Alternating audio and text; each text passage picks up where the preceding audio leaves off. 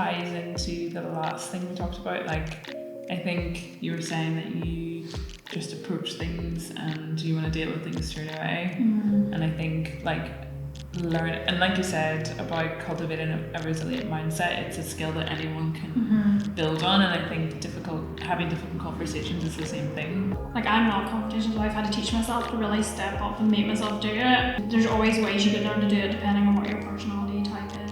I suppose it depends on different situations. Like maybe from a business perspective, like it's probably not the best place to be overly emotional. No. And to still be respectful and yeah, and I think one of the best things that I now do is try to let things sit for a day to take the fizz out of it and the emotion out of it. And sometimes people can just send you something whenever you've had a really long, really difficult day, and some people just are really difficult, and that is the thing. And there's nothing you can really do about that. You just have to find a way of dealing with it, like calmly, so you don't get, I suppose the worst thing is if you can feel like you haven't dealt with it well, or you feel frustrated at yourself.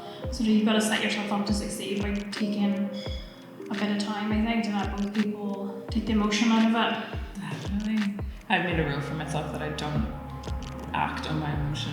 Yeah. Whether it's really super positive thing or really negative thing, I just, because I'm not emotionally sober to deal with the situation, and most, like 10 out of 10, the times that I have acted in emotion, I've regretted it. Yeah. You know, positive or negative, because I can be quite like rash, and not in terms of a negative thing of being really disrespectful. I'm not one of those people that says stuff that I don't mean, but I end up signing up to things that I don't want to do, or I end up making things happen that I could have sat on for a little bit better. And some people are just not very nice or difficult, and I think that sometimes you really want to say that to them and call people out, but then a lot of the time there's just no point, because it's somebody that you're maybe not going to have to, if it's somebody you have to interact with like in a personal way, then I guess you have to have that. But sometimes it's better just to, it's like making a business decision, a judgment call, whether you just let something go or not, and just don't associate with that person again. Because it's very different tones if it's like a personal matter within your personal life and then the business. But I think within your personal life, I think it's about like understanding what your boundaries are and like communicating what they are to the people around you. And I always think like no matter how hard the conversation is, like don't resort to being like horrible or disrespectful, you know. And it goes back to like not acting out of anger or out of emotion. If you can give it a few days and then just even writing things down is such a big thing for me. Like I need to write everything out so I can get a sense of what I'm feeling. Yeah. And then sometimes if I have to have a difficult conversation, like I'll write bullet points of what I want to cover just in case I forget.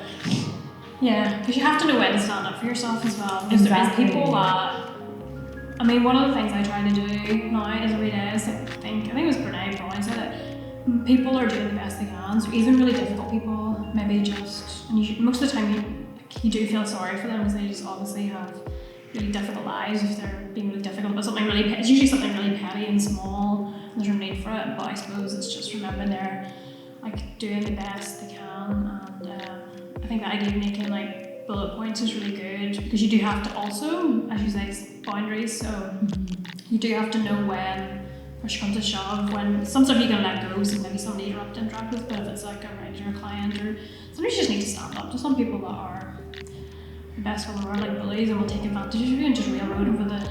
Yeah. Some very nice people will still do that, and they just push and then until and I think it's a natural human thing to do, because some people naturally just want to push their boundaries to see how far they can go, and a lot of the time it's nothing to do with you, you know, and then like, you can't take offense to that, but it's a matter of just like, no, that's not okay, and then, you know, a lot of the time, like when you actually confront the situation, it's not as bad as you've made it out to be in your head.